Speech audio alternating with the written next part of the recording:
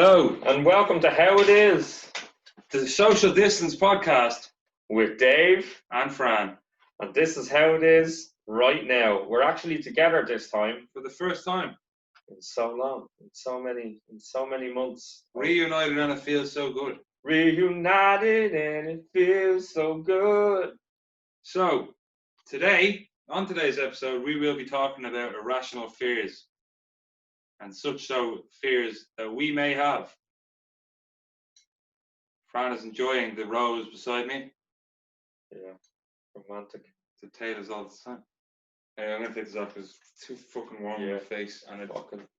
So, Fran, do you want to get us going on what irrational fears you want to talk about today? Well, an irrational fear that I could actually talk about would be agoraphobia, which is, the fear of being in crowded places.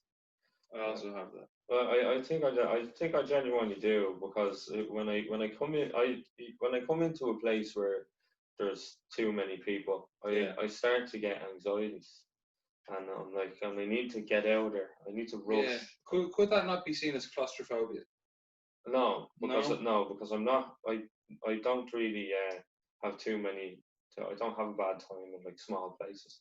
Yeah, I don't have that. But if you're getting stuck between other people, is it not seen as pretty much similar? Because it's in a crowded place. It's a small enclosed space, regardless of if you're in a big field or if you're in a small room. If you're not enjoying being between a lot of people. No, because I could be. Because I could be out in an open area where there's loads of people around me and been miles away from them and still feel like that. Okay, yeah. That's key. Yeah, that's key. It brings me back to something that I said years ago, where I hate people that I don't know. Yeah. But a person that I don't know is different. And I remember I said that. I can't remember who I said it to. And they were like, what are you talking about? Like, if you don't know them, you don't know them. It doesn't make a difference. But it does, because if you're in a crowd of people that you don't know, it's very difficult to deal with more than one person at a time in that kind of a situation. So if I'm walking down the road and there's a big group of people that I don't know, and they come and attack me, now most people aren't going to do that, but if they did, I'm not going to back myself against a group of 10 people. Whereas if there's one person walking towards me that did the same thing, I'd back myself, that I'd be able to protect myself, not fight per se, but be able to stop them from hitting me that hard. Yeah. So I'd feel more comfortable in a situation, and that's just an example. I mean, if I'm at a party and I don't know everybody, I'll still feel really uncomfortable, even though I know I'm not going to get attacked. Yeah. Because I think it's easier to just talk to one person for the first time. Yeah. Whereas if it's a group, I don't know, it's probably an irrational fear in itself, is probably fearful of people you don't know. Whereas when it's one person, I could chat with someone that I don't know for hours on end about anything. Yeah, like right now, but that's I actually feel similar enough to the same as that as well.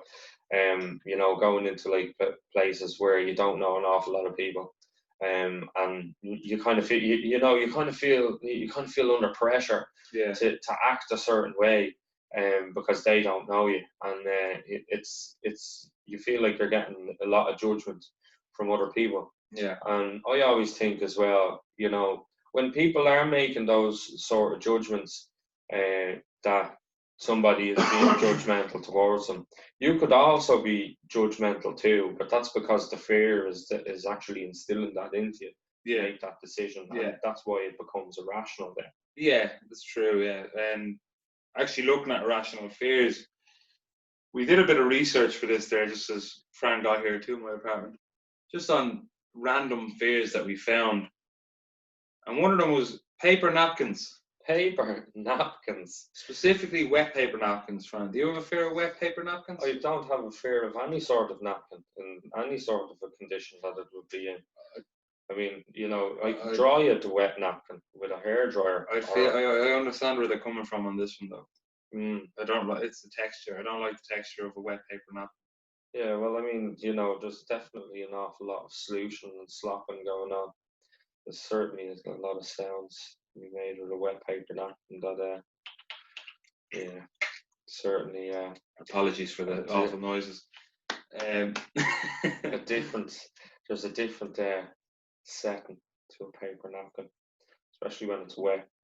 But I've used wet paper napkins to clean myself. In fact, I prefer wet paper napkins when I'm making a wipe.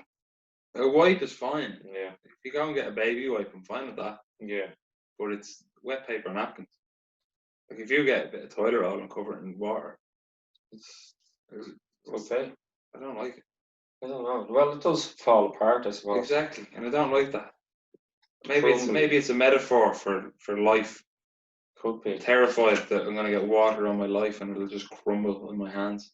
That's really deep, Dave. I'm never going to look at a paper napkin the same ever again. Yeah, well, I'm just going to see a paper napkin on a bad day, and if it gets wet, well, that's my life falling apart. We don't want that, Dave. No. We don't want our life turned into wet paper napkins. exactly. That's I think we've changed everyone's perspective Yeah. on paper napkins today. Paper napkins are a metaphor for life. Life. But Crumbly wet paper napkins. anyway, we'll move on from wet paper napkins. They're kind of just quick firing on through this episode here. Quick firing on through this episode. I don't know. I mean, maybe there's another reason why we have such. I mean, also as well, you could be aquaphobic.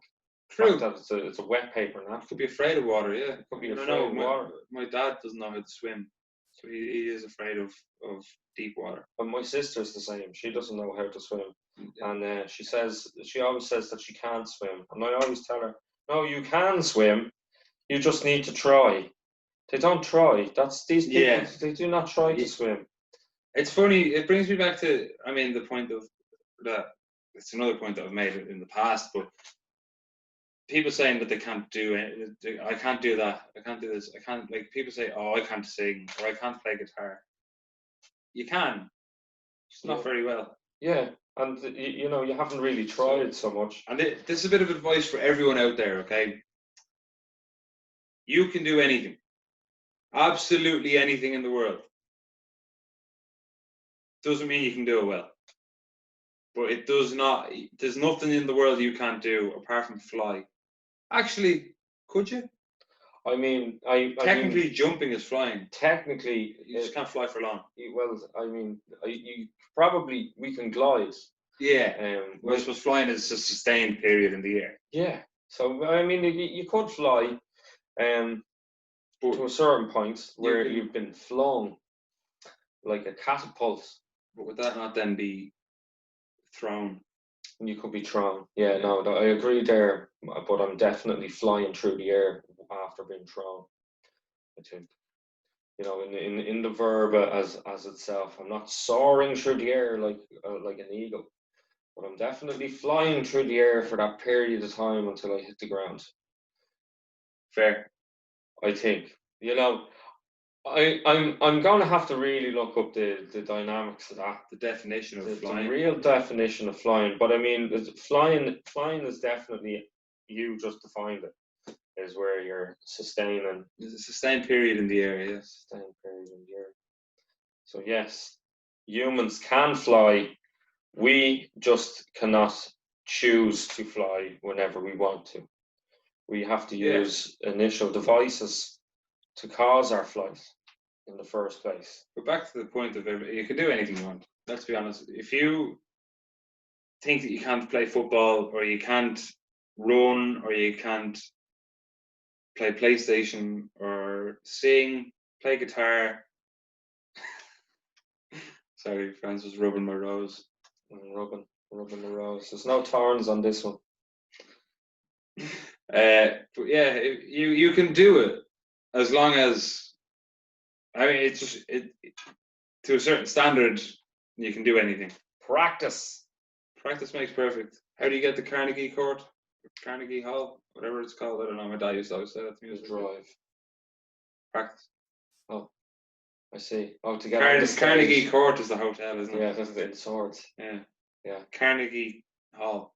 Carnegie Hall. How do you get to Carnegie Hall? You must practice. Perfect. Practice. Practice makes perfect. Practice makes permanent. Yeah. I want to correct myself. Nothing's perfect. Practice makes permanent. If you practice your heart out in everything that you do, practice makes permanent, which means you will permanently be good at that if you practice it enough. Try every day to do something different. And if you can't do it that day, try it again. It brings me on to my next irrational fear. And I know you have a few there that you want to talk about, but this is one I think it segues well from what we were just talking about. A fear of failure. I saw someone say a fear of failure is bad, but it's not. And a fear of failure can be the greatest driving force in the world. It actually can. And because if you're afraid of failing, you're not going to want to fail. Exactly. You're going to do your best to make sure you don't fail. So how do you do that? But the problem is people get a fear of failure mixed up with a fear of success. So if you're afraid to get up and do something with your life, that is a fear of success. Because a fear of failure is something that can drive you on. I have a fear of failure in everything that I do. Everything I don't do, I have a fear of success. But here's the thing. If you do have a fear of failure, you should not be a fear of failure, because everybody fails, no matter who you are. It gets back to when Dave said, none of us are perfect. And how are we going to be perfect? We won't be. We won't ever be. Look at us. I mean, we weren't born to be perfect. We were born to be imperfect. And that's what makes us who we are today. And that's where irrational fears come, because they're imperfections. Yeah, they're imperfections. If everyone was perfect, nobody would be afraid of anything, because they'd know I'm not going to do anything wrong. Yeah. Everything I do, I'll do perfectly. Which brings us on to what's your next fear, Fran? My next fear is hippopotamonstrosquidophilophobia, which is the fear of long words. And that in itself is probably not. What the fuck? It's probably not so irrational, but it's most definitely irrational. I mean, how can you be afraid of a word?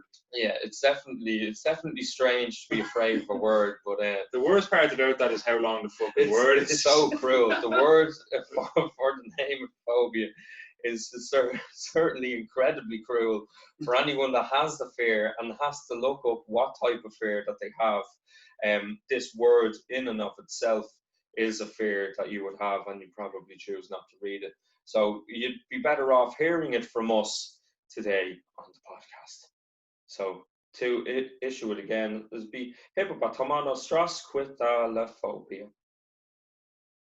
I have no idea what that means.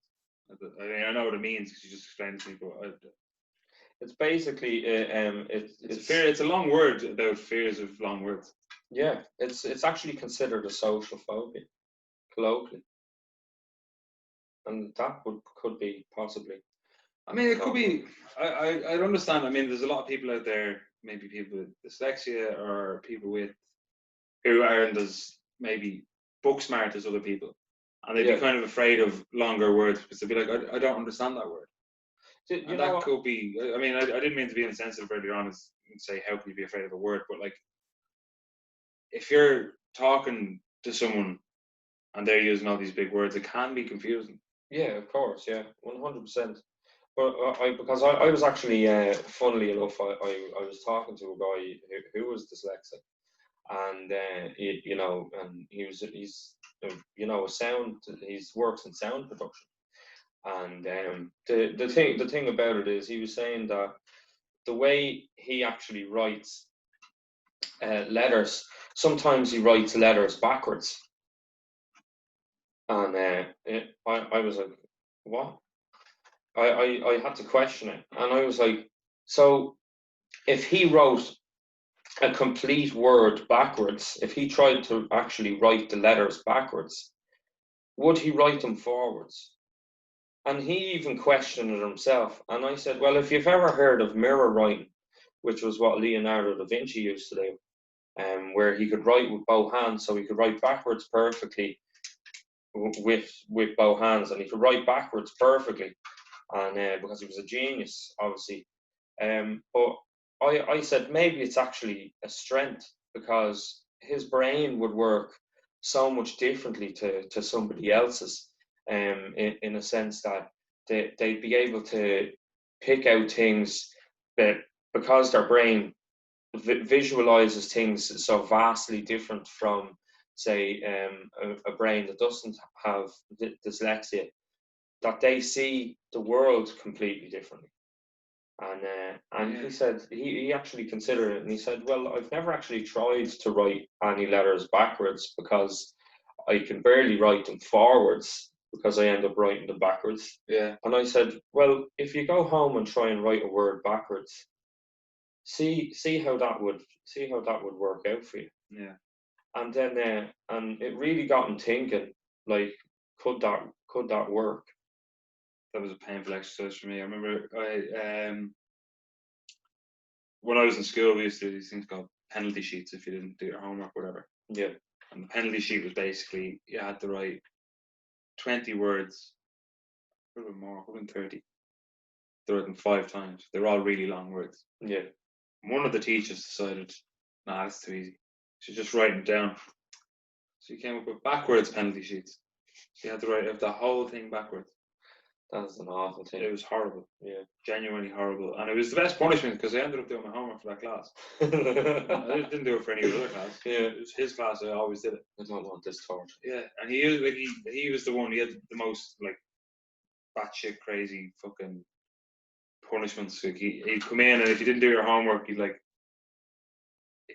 give you a line that you'd have to write out. And it would be, he'd say, right, I want you to write this line out.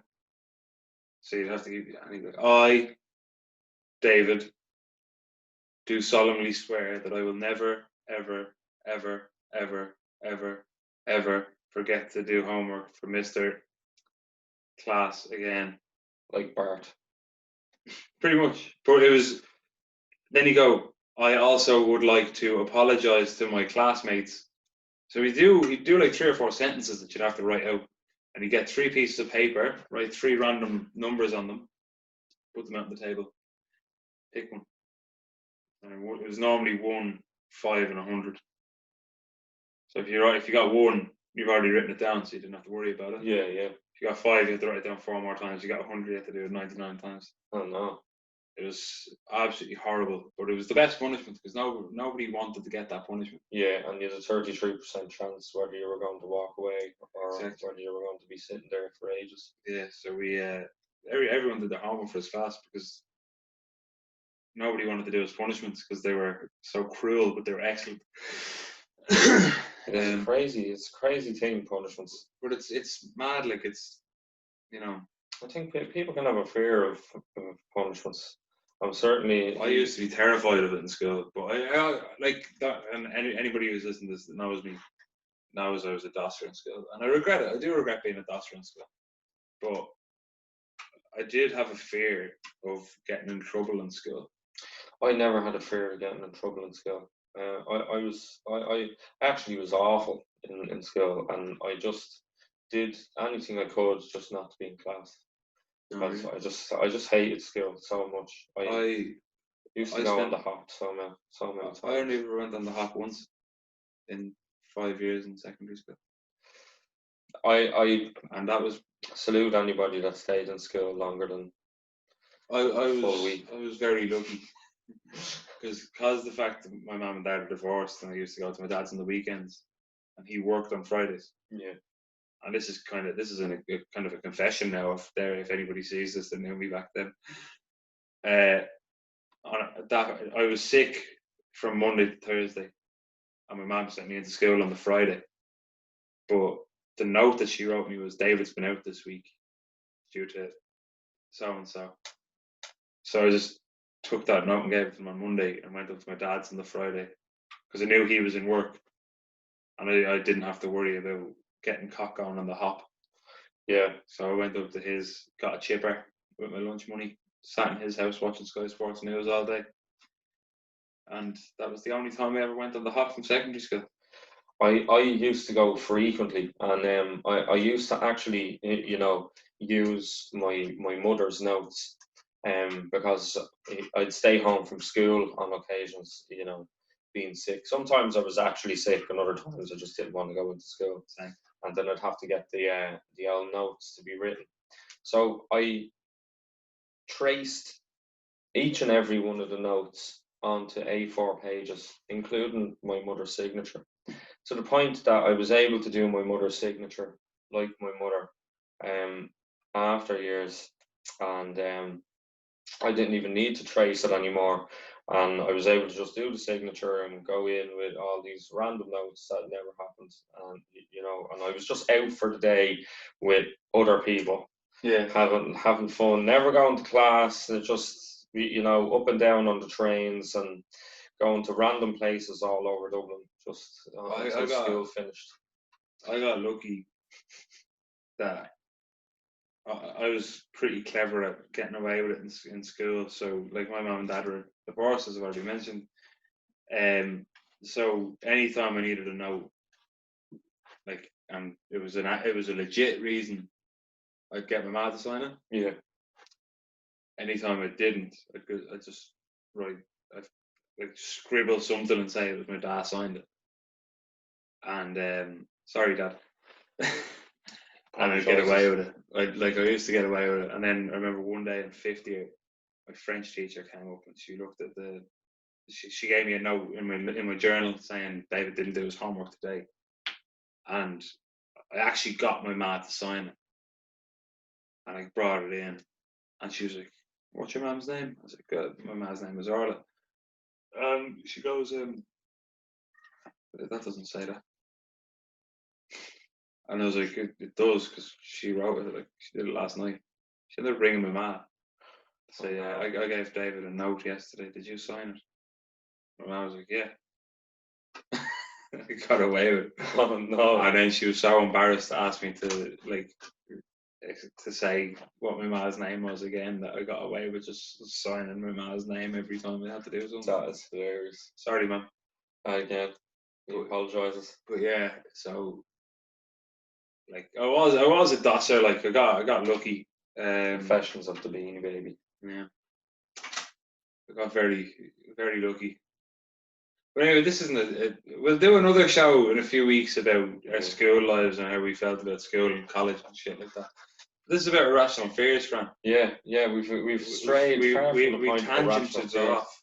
We did. We love an old tangent, though. We do, yeah. It's an old that's why our podcast about tangents so long. But anyway, your next irrational fear. Globophobia, the fear of balloons. I don't blame that. I think that's not irrational at all.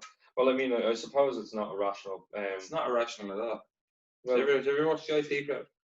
Yes. And Roy has a fear of balloons. Yeah. And he makes the point. Balloons have a chance to give me a little fright at any moment. I can't stand that.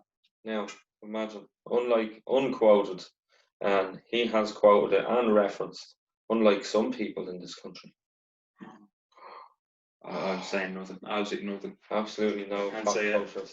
No availability. But yeah, well, I suppose you could associate him with clowns as well, standing on street corners. So maybe it's not so much an irrational fear, but I am certainly not afraid of balloons. I fucking hate clowns and balloons. It standing there with a balloon. Hey, Georgie. Hey, Georgie. Oh God, that was such a horrifying. It actually is. The new one is terrible, where they just rip his arm off. Spoiler alert! Gosh. Oh yeah. It came out like 4 years ago. I'm pretty sure it's in the trailer as well. Probably, actually. I think it is. It's the beginning. Anyway, yeah, but fear of clowns is fair. I have no issues with that at all. It's absolutely terrifying. Yeah. But I have one here that I wrote down. A fear of sloths. Not sloths as in not sloth Las Vegas. One arm. The animals. Little animals. I believe they're in the monkeys. I think they're primates, aren't they? Yeah. There's something there. I think they're a form of monkey. I'm not actually too sure. I'm not 100% about on that now. It is. I know they're in the reptile house in Dublin Zoo. But that's they need they need the temperatures. Yeah. But they're very warm creatures. They're beautiful. Beautiful animals. They're cute little fuckers. Yeah. They wouldn't bother anybody. Exactly. And the fact that I don't know how you can be afraid of something that's a species that is so stupid that it's actually at the point of like without being hunted. Yeah. Sloths are like on the brink of extinction because of the fact that they're so dozy. Yeah. They like literally there are some sloths that die because they're hanging from a tree for 16 hours a day and then they forget that their arm is on the tree. So they'll be hanging on it like this. And then they'll go like that to climb up the tree. And then they'll move their other arm to climb up to the next branch. They're holding onto that arm and they'll fall to their death. That's absolutely terrible. It's heartbreaking. That is heartbreaking. But how can people be afraid of creatures that are that dumb? They're self-destructive animals. Yeah, they're causing themselves to be extinct, and it's very upsetting. That is awful. I felt like a sloth this morning trying to get out of bed. No, I feel like that every morning. In fact, I did that, and then just working from home, Lark. Yeah, I did that though this morning. I got out of bed, and you know, I had gotten a glass of water. I got up, started fresh, ate breakfast and everything. Went for a nap. They do sleep for up to 23 hours a day, and at least 16. What did they be thinking? I mean, they have to have dreams. I mean, there has to be something going on. I mean, that's solitary confinement inside their own minds. Yeah, like 1 hour of out time. I should say though that the sloths that do fall to their death after grabbing their own arm, they tend to be the younger ones. Yeah. So if they can survive past a certain age, and they kind of learn what's best. I don't understand how people can be afraid of them if they're that stupid. Can't be. I couldn't be afraid of a sloth. I definitely don't think I could. It's definitely not something that I could be mostly afraid of. I just don't think it's possible to be afraid of. No. But then again, it's just that's what an irrational fear is, isn't it? When it makes no sense. Yeah. Do you know what else is an irrational fear? But most women have it. It's a fear of beards. Poganophobia. You can fuck off. Yeah. I shaved my beard. Not happy. I wasn't afraid. I wasn't afraid of my beard though. But I definitely woke up and I needed a new look. I haven't been clean shaven since I was about 19. I feel 12. Do you remember? Did you ever see me with that beard? Or have I had this since we know each other? Yeah, no, I don't. I think I've seen you kind of clean. No, stubbly. Yeah. Well, when you came into college, I think that was around the time that I was starting to really grow a beard. Yeah. I didn't want to get rid of it. Yeah, but like it wasn't. I never saw you really shaved properly. I don't think I've been clean shaven in about 8 years. I've always had I've gone as low as a 1 blade. He's a man. That's why. I've gone as low as a 1, but I'm normally around a 2. I trimmed it yesterday. I trimmed last night, and it's around a 2. I can't do that anymore. That's probably what it was. I had so much mustache that it was covering my mouth. Nobody could see me talking. They could. So they'd be looking at you and be talking, and be like, "Who said that?" Me. It was me. How fear of beards? A fear of beards. What was it called? Poganophobia. Poganophobia. It's a very strange phrase for fear of beards. Yeah, like arachnophobia is understandable for fear of spiders because arachnids. Yeah, and they're like globophobia is. I'm going to see now why it's I'm actually going to look up and see why it's called poganophobia, and maybe before we get in, because that's one thing that I didn't do. I just looked up that it was poganophobia, and that poganophobia is the fear of beards. Well, while you're looking that up, I'm going to tell the people a few of the other irrational fears that we found that we won't be actually going into detail on. Fear of owls, And there was this one that I found, and this is from a blog. That's not an irrational fear.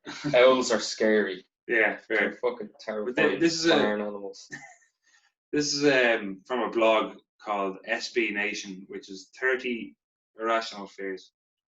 One of them, drowning in an enclosed space. Yeah. That's not irrational at all. That's definitely not an irrational. If you were in an enclosed space and it's covered with space. If you're in an enclosed space there. If you're in an enclosed space and there's water rising, I'm sorry, you're gonna fucking freak out. I don't care who you are. Unless you're Aquaman. Yeah. You're not, like, I'm sorry, but you're probably going to die. You're gonna be terrified. You're drowning in an enclosed space. It's not irrational. The next one on the list was string cheese. No. Cheese strings. Cheese strings. How could you be afraid of a cheese string? Terrifying. Like, Fran, they're absolutely terrifying. Cheese strings. Well, as it says do here, you ever see the ad? What if a piece of chalk had the consistency of rubber? Cheese string. Absolutely terrifying. Walking down into the Grand Canyon. Well, I mean, it's a fucking canyon. It's definitely it's a big, vast, open valley. So the explanation was descending into a giant hole with no guardrails along the way seems like it should be scared. It seems like it should scare anybody. But some people were running down. I think I mainly couldn't handle watching my daughter walk down the thin slope right next to the drastic plummet. I mean, because walking back up wasn't scary. I'm sorry for my apparently irrational fear of exercising my way into a Sarlacc pit. I don't think that's very irrational. It's not if you're walking down a hill with no guardrails whatsoever, and your daughter is walking beside you, and I saw other people. There's the ice cream man. With Mr. I don't know if you can hear that from out there. I can hear it. Unfortunately, I don't have any money to get any ice creams. That's a shame. Here's one now. Assorted things. Clowns and snakes. And spiders. Wait, actually, this is the other one. That's just listing three fears all This is the one. Also being sucked out into the vortex of space with a spacesuit on, so I can't just die immediately and instead have to just float away into infinity until I either perish from dehydration alone or make the decision to just rip off my helmet and embrace the sweet cold clutch of death. It's definitely irrational. That's not irrational at all. It is, because he has to be in space. And what? And been sucked out. People have gone to space. Yeah, but there's nobody getting sucked from the Earth. What if someone turned off gravity? But what? The aliens are going to turn off the gravity simulation that we're living in. Marvin the Martian. Marvin the Martian. You know that my ma was going. Well, she wasn't going to call me, but she had told my auntie-in-law that she was going to call me Marvin when I was a kid. And my auntie came in, and when my mother told her that, she goes, "Marvin, can't be doing that. Can't be calling him Marvin." Fran. Because she's from the other way. Dublin. The other way, Dublin. Good way, Dublin. But that's what she said. That's how she said it, and it's stuck. Fran suits you better. But anyway, we're digressing again. We are. We really need to start making progress, but continue. You were talking about. You were looking for the definition of. Oh, pognophobia. Yeah, no, I realised, right, it's called pognophobia because it's actually derived from the Greek word pogon for beards. Oh. And phobia, obviously, for phobias and fear. And so pognophobia is why it's called pognophobia. Pogon is the Greek word for beards. And now I know how to say beards in Greek. Excellent. So do you do too. And you do too. And so do you do too. And so do you do too. So do you. So do you. Or you so do. do you. And so do you now. Now you do too. Is. There could be. No sweats. Here's another one. Salad bars. I've got a fear of that. I don't have fair salad bars. There's plenty of salad bars on this emerald storm-filled I love it now. Thousand Island dressing doused all over my salads. If there's meat in it, I'll have it. Yeah, throw some chicken in there. You can have a chicken salad. Feta cheese. Oh, I know that's not irrational at all. This one here. That's not irrational. That could happen and that feels horrible even just thinking about it.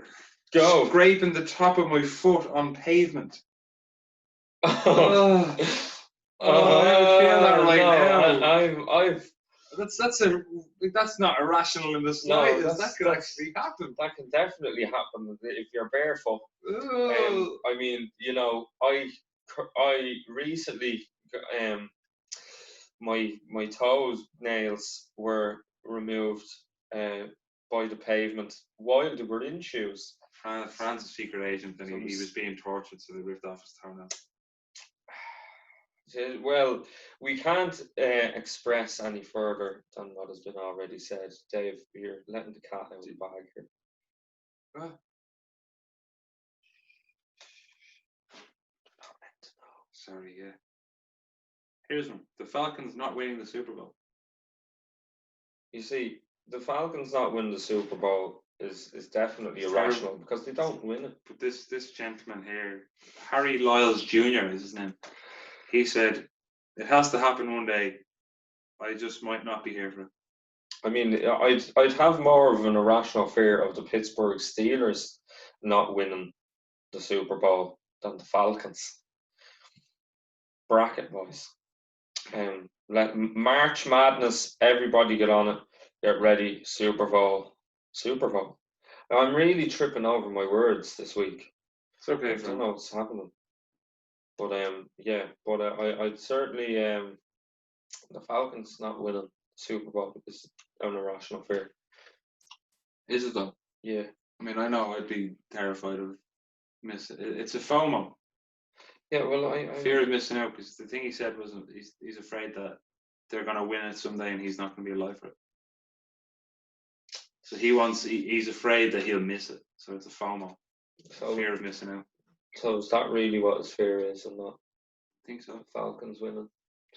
I mean, he wants to. Yeah, he supports the Falcons. I assume by that, but he wants them to win, and if they don't win, I'm not sure. I didn't mean to slander any American football teams, but in the current few years that have surpassed, they have not won the Super Bowl, and I don't believe, in my opinion, that they're anywhere near it. That they will. They're probably mid-table. So they're in Everton or in Newcastle. Yeah, and they're a good Newcastle, but they're, which is weird. It's always the transfers. The Newcastle rugby team is called the Newcastle Falcons. That's very strange. That is very strange. How we compared them. Yeah.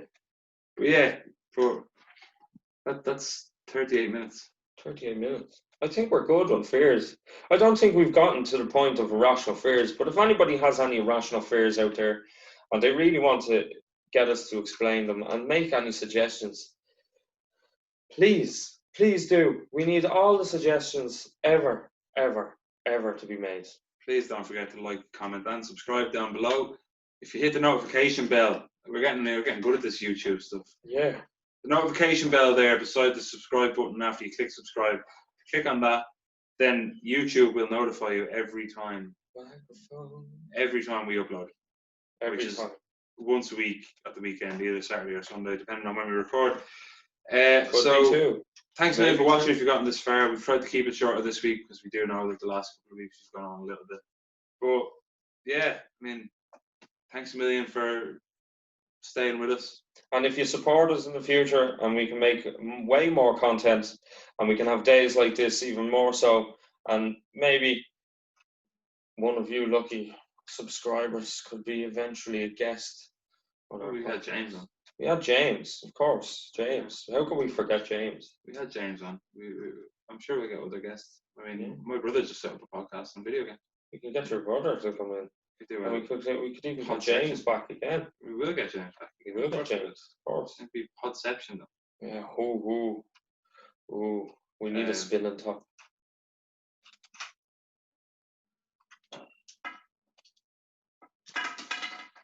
Never mind. No, I'm not. It's going to be too much. Yeah. Anyway, thanks very much for watching. We've had a great time this week explaining some irrational fears. And it's great to be beside each other because, well, I mean, lockdown's not over, but we're allowed into other people's homes. So remember to keep at a socially distant area from each other. And like, comment, and subscribe.